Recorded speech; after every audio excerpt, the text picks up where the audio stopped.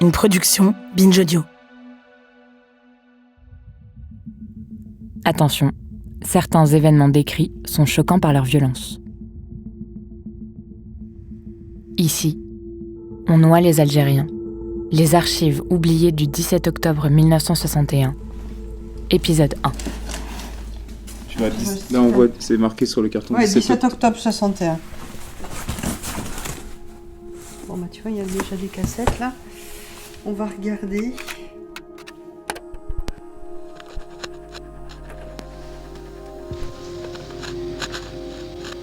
Bon, vous mettez en route. Eh ben, voilà, c'est parti. C'est parti. Ce que j'ai eu. Voilà. Donc, je voudrais que vous me racontiez ce que vous avez vécu quand vous étiez en France. Raconte-moi comment tu en es arrivé donc au 17 octobre et comment tu as vécu ces journées-là. C'est quoi le 17 octobre 1961 ? Je pourrais répondre, ça dépend pour qui. Je donne ma parole, il ne s'est rien passé à Paris. Le 17 octobre, on a reçu un ordre. Il ne s'est rien passé. Vous avez été prévenu quand ? Vers 5h30, 6h. Le jour même. Le jour même. Le jour même, et c'est le jour même que tout le monde s'est engagé.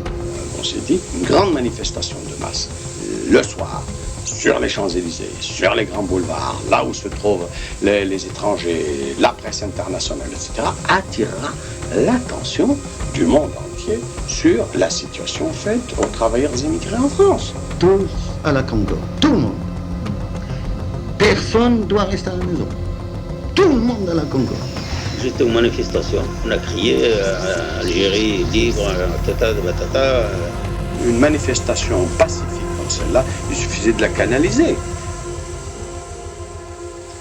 On s'attendait à des bousculades, à des heurts, mais on ne s'attendait pas à ce que la violence de la répression atteigne ce niveau. C'est vrai que pour comprendre ce qu'est le 17 octobre, il faut peut-être revenir à ce qui s'est passé ce jour-là. Emmanuel Blanchard, historien. Ce qu'on retient en général, c'est plutôt la répression que l'événement. C'est-à-dire ce qui a marqué les esprits, les chairs, ce qui a fait le drame et l'exceptionnalité terrible du 17 octobre, c'est cette répression policière, c'est ce massacre d'État. Mais ne retenir que cela du 17 octobre, ça serait d'une certaine façon ne pas rendre hommage à ces victimes et à toutes celles et tous ceux qui ce jour-là sont descendus dans la rue. Et ce qui est important pour moi, c'est d'essayer de comprendre pourquoi sont-ils descendus et quel sens cela avait et en quoi cela faisait sens politiquement pour eux et elles aussi. Communiqué du préfet de police de Paris, Maurice Papon, du 5 octobre 1961. Dans le but de mettre un terme sans délai aux agissements criminels des terroristes, des mesures nouvelles viennent d'être décidées par la préfecture de police. En vue d'en faciliter l'exécution, il est conseillé de la façon la plus pressante aux travailleurs algériens de s'abstenir de circuler la nuit dans les rues de Paris et de la banlieue parisienne, et plus particulièrement de 20h30 à 5h30 du matin. Ceux qui, par leur travail, seraient dans la nécessité de circuler pendant ces heures pourront demander au secteur d'assistance technique de leur quartier une attestation qui leur sera accordée après justification de leur requête. D'autre part, il a été constaté que les attentats sont la plupart du temps le fait de groupes de 3 ou 4 hommes.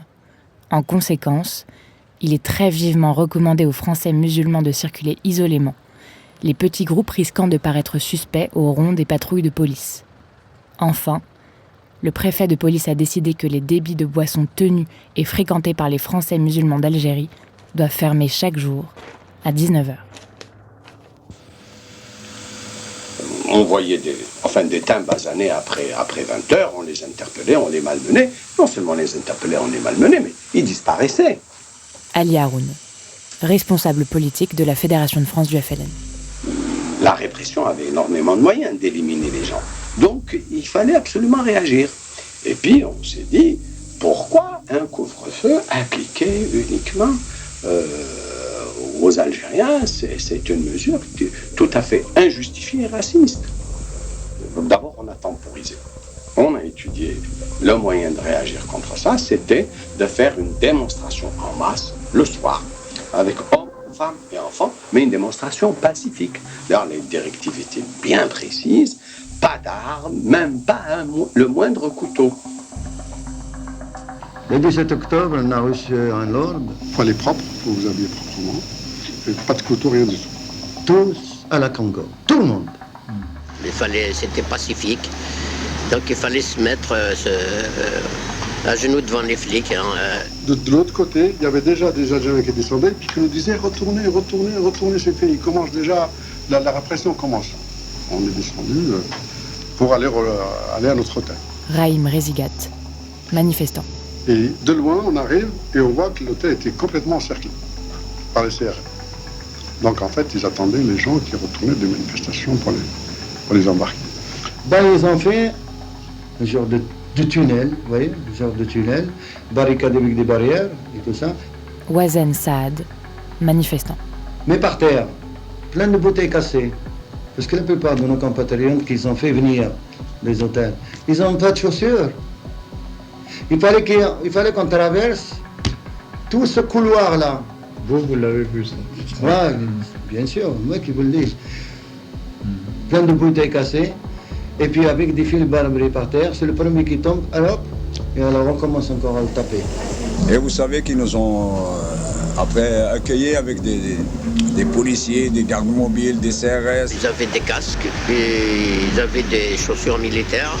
Saïd Abtout, manifestant. Et ils étaient tout en noir, tenus de flics, policiers. Et là, quand les flics rentraient quand même dans le métro, quand ils voyaient quelqu'un basané, qui est un type nord-africain, ils le faisaient descendre, ils l'arrêtaient. Dans les compartiments, dans les rames de métro. Dans les rames, oui. Qu'est-ce qui s'est passé là alors? Qu'est-ce qui s'est passé là-bas? Au début, ils nous ont encerclés. Messaoud Awam, manifestant et membre du FLN. Ils ont gardé les issues. Ils croyaient qu'on allait fuir, mais on était restés là-bas. Et tout à coup, je suis interpellé avec deux policiers qui descendaient du car. Ils avaient des mitraillettes et j'ai remarqué qu'ils avaient des gilets pare-balles. J'ai pas eu le temps de leur parler que j'ai reçu déjà, je sais pas moi, une rafale de coups de bâton.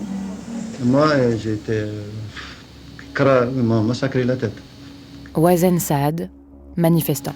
Un coup de crosse dans la tête, et puis des grosses matraques là. À quel moment? Je vais vous montrer là. Le 17 octobre. Ah oui, je vois, oui. À quel moment? Le 17 octobre, vers les coups de 9h, 8h30, 9h. Et à Concorde? À la Concorde. Là, c'est la charcuterie.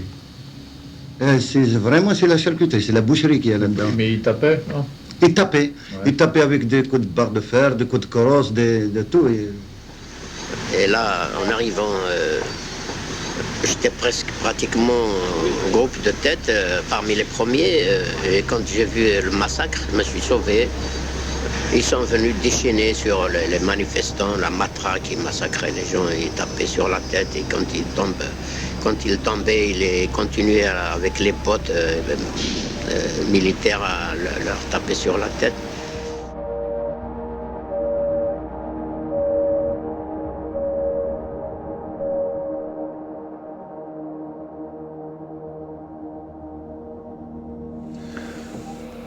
J'aurais voulu ton témoignage sur ce que tu as pu voir et ce que tu as pu apprendre concernant les événements d'octobre 1961 et ce qui s'est produit durant cette période-là. Paul Rousseau, syndicaliste policier. Malheureusement, les forces de police, à l'époque, n'étaient pas conditionnées pour dire qu'il fallait absolument respecter ce que l'Algérie voulait, c'est-à-dire sa paix. Et malheureusement, il y a eu des ordres donnés à l'époque, et j'ai vu des policiers systématiquement les frapper à coups de matraque, à coups de nerfs de bœuf, à coups de crosse de pistolet, même certains qui ont tiré dedans et qui les ont balancés par-dessus le pont des Algériens. Ça, je l'ai vu. Là-bas, sur les fréquences radio, on entendait que tout allait très mal. Roger Blanc, policier. On entendait sur les ondes les Nord-Africains qui hurlaient, qui criaient et qui disaient « Je ne sais pas nager, je ne sais pas nager ». et les collègues de dire ben, ça fait rien, saute quand même. Et là, bien évidemment, il y en a qui sautaient dans la Seine, et comme il y a aussi le parapet en bas du pont, d'autres qui s'écrasaient sur le pont.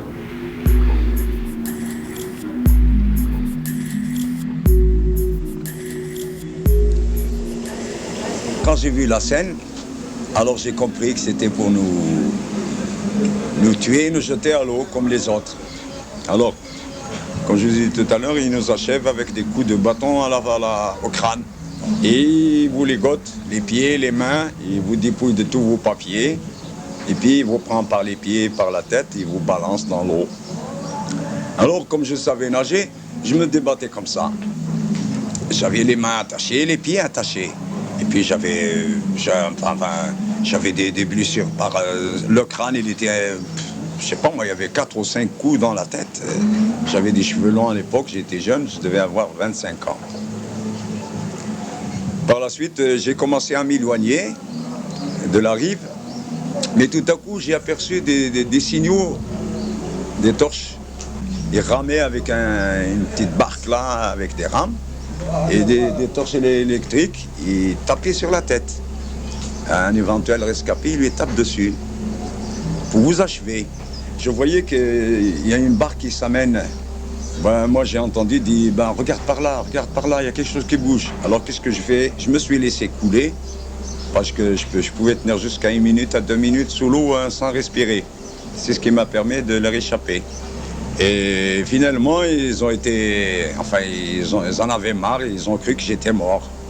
Ben, j'ai entendu dire, moi je me trouvais sous l'eau, ils leur disaient, ben, je crois qu'ils sont bons tous les deux, il n'y a plus personne.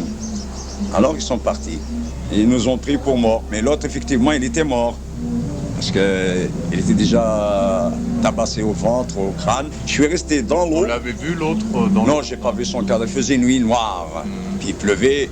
J'entendais des vagues d'eau, mais j'ignorais si c'était eux ou bien lui, parce que lui, il ne savait pas nager. Puis pour la bonne raison qu'il a reçu beaucoup plus de coups que moi, il n'avait aucune chance de survivre. Alors je me suis accroché à un buisson. Je me suis accroché là. Je me suis libéré de mes mains et j'attendais la levée du jour, enfin l'espoir de survivre jusqu'au lendemain. Et finalement, je tremblais, je commençais à avoir de la fièvre, il pleuvait, tout ça. Et moi, j'avais perdu beaucoup de sang, ça saignait de partout. Et bien, jusqu'à 7 h du matin, je me rappelle, c'était 7 h du matin, mais il faisait encore nuit, il faisait encore sombre. Finalement, qu'est-ce que j'ai fait? Ben, j'ai commencé à ramper. J'ai continué jusqu'à un foyer conçu pour des immigrés, enfin en particulier pour des Nord-Africains. Effectivement, je me rappelle, ils m'ont pris, ils m'ont entouré, j'ai perdu connaissance. Ils ont fait venir un médecin, il m'a donné les premiers soins, ils m'ont bandé la tête, et puis j'entendais le médecin leur disait, ben maintenant il a perdu beaucoup de sang, il faudra le diriger vers un hôpital. Ils ont fait venir une ambulance. Mon compagnon, c'était l'hôpital Boujon, un grand hôpital. Entre-temps, il y avait un Algérien qui a appris qu'il y avait un type qui a échappé à la Seine. Il est venu me voir dans notre salle, il avait un bandage au ventre. C'est un Algérien. Il me dit, hey, on t'a jeté à la Seine? J'ai dit oui. Il me dit, moi aussi. Il me dit, écoute, je vais te donner un conseil. Je leur ai échappé comme toi, ils sont venus à l'hôpital.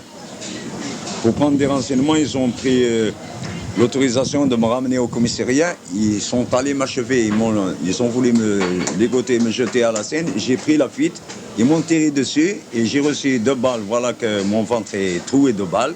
J'ai pu rejoindre une ruelle, j'ai crié au secours, les flics veulent m'achever, les flics veulent m'achever. Ils m'ont abandonné. Alors j'étais de nouveau hospitalisé. Il m'a dit maintenant, ça va, mais je te conseille de ne pas quitter l'hôpital. Si jamais des policiers viennent te demander pour te prendre avec eux, ne pars pas. Ça, c'était le 17 octobre. Le 17 octobre, sur le pont de Clichy. Est-ce qu'il y a eu beaucoup d'Algériens qui ont été jetés à la Seine dans ces conditions? Le nombre, je ne peux pas le dire, mais il y en a eu beaucoup. Par centaines, ce serait peut-être un grand mot, mais enfin, il y en a eu plus de 100 certainement de jetés à la Seine, ou par rapport à ce que j'ai vu moi-même, parce qu'il y en a eu d'autres au pont de Suresnes et au pont d'Asnières aussi. Et ma foi, j'ai même été prêt à partir moi-même, puisque j'étais contre ce genre d'action. Tu as été pris à partie, c'est-à-dire par mes propres collègues. C'est-à-dire ils voulaient me casser la figure parce que je disais c'est une honte de voir des choses pareilles. On a prétendu que c'était les Algériens qui avaient tiré sur les policiers, c'est pour la raison pour laquelle les policiers les ont jetés par le subord. C'est ce qui a été dit par certaines autorités. Mais en réalité, je pense que justement pour se débarrasser de gens qui avaient été exterminés pratiquement, si on peut dire ça, enfin tués, eh bien je pense que c'était, en les mettant à la scène, le coup on les emmenait, ça nettoyait le crime, disons, du moment.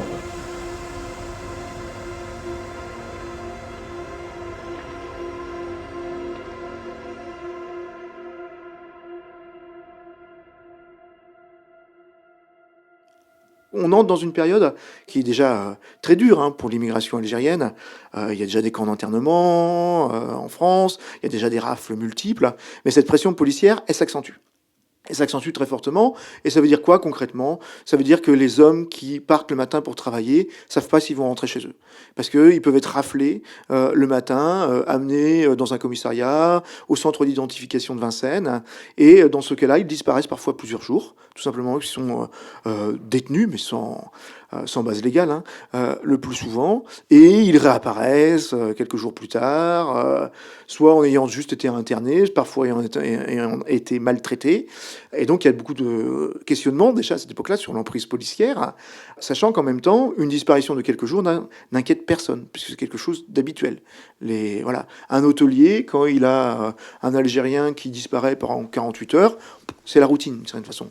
Au bout d'une semaine, il commence à s'inquiéter. Et ça va être important pour ce qu'on va dire sur la suite.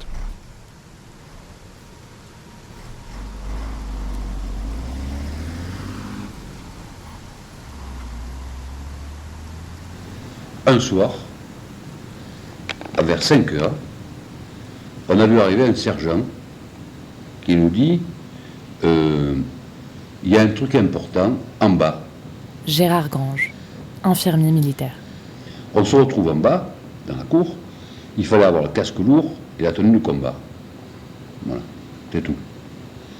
Alors, il y a un type, je ne sais pas qui c'était, qui nous dit, un gradé qui nous dit, il y a une sale histoire, il se passe un truc très grave, enfin, il faut que vous soyez sérieux. Alors on a pris des types sérieux. Donc on est parti avec notre casque lourd vers 6 heures du soir, dans un camion militaire, et moi je ne connaissais pas Paris du tout, j'arrivais de Marseille. Donc je ne savais pas où on allait. Et il y avait des types qui connaissaient mieux Paris qui m'ont dit, c'est drôle, on arrive vers le palais de la porte de Versailles. Et à ce moment-là, quand on est arrivé, on a vu des projecteurs, et puis on a vu des gendarmes mobiles. Et une ambiance effroyable, enfin, c'était tendu. Et on nous a fait descendre, et on nous a dit maintenant, vous allez dans telle salle. On arrive dans une espèce de hangar. Et on nous a dit, voilà, il y a eu des rafles, il y a des Algériens, il faut leur donner à manger. Alors dans un premier temps, moi j'ai commencé à faire des sandwichs, pointe à la ligne. Des sandwichs. Et à un moment donné, dans la soirée, il y a des copains qui arrivent très blêmes, en me disant, tu sais que c'est dégueulasse ce qui se passe, viens voir. Je lâche mes sandwichs, et je vais voir par une espèce de hublot. Et là, j'ai vu l'arrivée du comité d'accueil, avec les bus de la RATP, là. Et on a vu des types qui passaient devant une vingtaine de bonhommes, en civil d'ailleurs, tous en civil, qui avaient des planches à la main, et qui tapaient et sur la tête, et puis dans les parties des types. Les types étaient tous ensanglantés. Et c'était affreux. Enfin, ça hurlait. Puis on n'était pas prêt à ça. Tout d'un coup, j'étais plongé dans un autre monde. D'un coup. Quand on est arrivé dans le palais des sports, même à l'intérieur... Isidore Lifshitz, appelé au service de santé des armées. Bon, il y avait là, je pense, à peu près 8000 personnes. Et un bois absolument indescriptible, et des gens qui criaient. La première impression était une impression abominable. Et pour moi, elle l'était d'autant plus que, bon, je suis un enfant de la guerre, je suis venu en 1935. J'ai vu les gendarmes faire des rafles. Et c'est pas pour dramatiser les choses, mais c'est simplement le rapport qui s'est établi dans ma pauvre tête. Ça m'a rappelé l'arrivée des trains à Auschwitz, où les gens descendaient des wagons complètement hagards, effrayés, aveuglés par la lumière, les casques qui brillaient, les aboiements des chiens. Et sur le coup, 5 heures, on nous a re-embarqués. La différence, c'est que là, on a été affecté dans les palais d'exposition, où on avait mis les types par 100, parqués avec des barrières pour les manifestations. Voilà. Il y avait un monde de fou, ça sentait affreusement mauvais. Les types se faisaient dessus. Donc ça devenait odieux, sale, enfin, c'était écœurant, quoi, si vous voulez. Et quand il y en a qui criaient trop fort sur les barrières, qui s'accrochaient aux barrières, vous avez les flics qui tapaient à coups de ceinturon. Ça, je l'ai vu de mes yeux. Et nous avons comme ça vécu encore toute une nuit. Et on nous avait dit, on liquide tout l'amphithéâtre parce qu'il y a Ray Charles qui doit chanter. Et alors, il ne fallait pas qu'il fasse de bruit. Donc, dès qu'il y avait le moindre bruit, ça tapait. Ça, je l'ai vu aussi. Et alors, ça a duré. Et puis, ni à manger ni à boire pendant 3 jours. Rien. C'était vraiment une catastrophe. Une catastrophe. Ali Germani, manifestant. On croyait tous mourir, alors on attendait notre tour. Et c'est vraiment malheureux. Et à un moment donné, j'avais un capitaine, je ne sais pas le nom bien entendu, il était vert. C'est horrible, suivez-moi. Alors on l'a suivi, on ne savait pas où on allait, on n'y comprenait rien, on ne comprenait rien du tout ce qui se passait. Et il nous a menés dans une espèce de local à balai, là, vous savez, oui. Enfin bon, je ne sais pas quoi, pour mettre les poubelles, quoi. Il a ouvert la porte, il y avait 9 morts. Et c'est la première fois de ma vie que je voyais un mort. Il faut comprendre aussi l'état d'esprit, là. J'ai vu 9 types allongés par terre qui étaient morts. Alors, évidemment, le type a dégobillé, le capitaine, en sortant, en disant, c'est une honte, c'est horrible. Et puis au bout de 3 jours, ils nous ont changés. Ils nous ont emmenés à Vincennes. Et puis on est resté là. Et puis il n'y a pas de soins, il n'y a pas de médecin, il n'y a rien du tout. Hein. C'est le Dieu seulement qui... Vraiment, je vous dis, vraiment une catastrophe. Ah, ouais. Et ensuite, un beau jour, un matin, ils nous ont... Allez, debout! Allez, tout le monde debout! Vers 1h du matin, comme ça. Bon, on a dit, ça y est, ils vont nous relâcher peut-être. Mais c'était pas du tout ça. Et quand on est sorti dehors, oh là là, on a vu la chaîne des camions militaires. Allez, montez dans les camions. Et ils nous ont emmenés dans les camions militaires. On ne sait toujours pas où on doit aller. Et puis quand on est monté dans les camions, et ils ont mis la police au cul du camion, pour pas qu'il y en ait un qui saute du camion. Arrivé à Orly, allez, tout le monde par terre. On descend d'Orly. Et on avait qui monter dans les avions. On a dit aussi qui les amène. On se demandait aussi qu'on allait. Et puis il y avait un Français, là, vraiment, il avait des larmes aux yeux. Il m'a dit, il vous envoie chez vous, en Algérie. Et on était entourés de fils barborés d'au moins d'1,50 m de haut. Alors là, ils étaient sûrs qu'on ne pouvait pas se sauver. Il n'y avait ni l'eau à boire, ni rien du tout. Rien. Et ben on est resté encore 3 jours là-bas. Alors, ils nous emmènent dans les camions. Et alors, de Telagma jusqu'à Akbou, il y a une trotte. Alors, on a fait une escale à Sétif. On était fatigués, alors on était bousculés. Ils prenaient les virages comme des fous. Et on montait l'un sur l'autre, on se donnait des coups de tête derrière. C'est inimaginable. On est arrivé à la prison d'Akbou. Tout le monde est signé, tout le monde pleurait. Incroyable. Un massacre, que je vais me souvenir toute ma vie.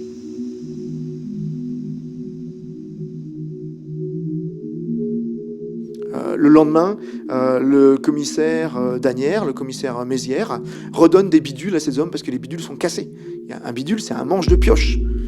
Et donc, vous imaginez la force de frappe qu'il faut pour avoir cassé des bidules. Et donc là, ce qui s'organise, c'est la plus grande rafle de l'après-Seconde Guerre mondiale à Paris, puisque 12 000 personnes sont arrêtées ce soir-là. 12 000 personnes sont arrêtées et internées. Tous les lieux possibles et imaginables sont réquisitionnés. Et donc ça nous prouve là que l'intention est là de rafler et d'interner pour mettre en scène les expulsions. Et on va avoir, dans les jours suivants, effectivement un pont aérien, quelques vols qui vont être mis en place. Et là où il y a tous les journalistes qui sont là pour filmer les départs et montrer, regardez comme ces personnes sont bien traitées, on se contente juste de les renvoyer en Algérie parce qu'elles n'ont rien à faire là.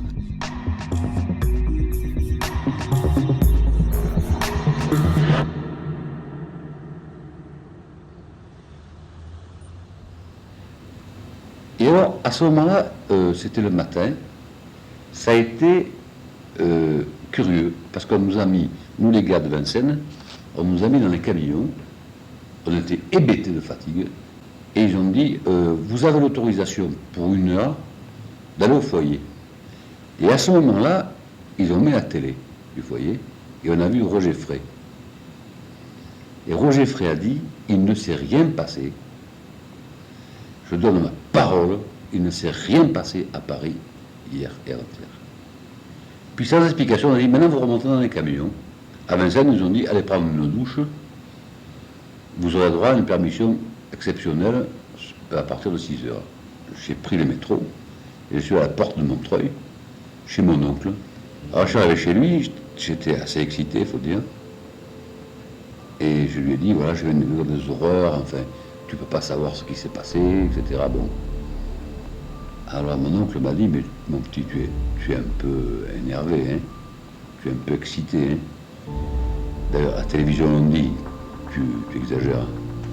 C'est pas vrai, regarde, on vient d'entendre le ministre, il s'est rien passé, bon. Et tout d'un coup, je me suis rendu compte qu'on ne me croyait pas. Mon propre oncle, un type remarquable, hein. Et si mon oncle ne me croit pas, qui va me croire ?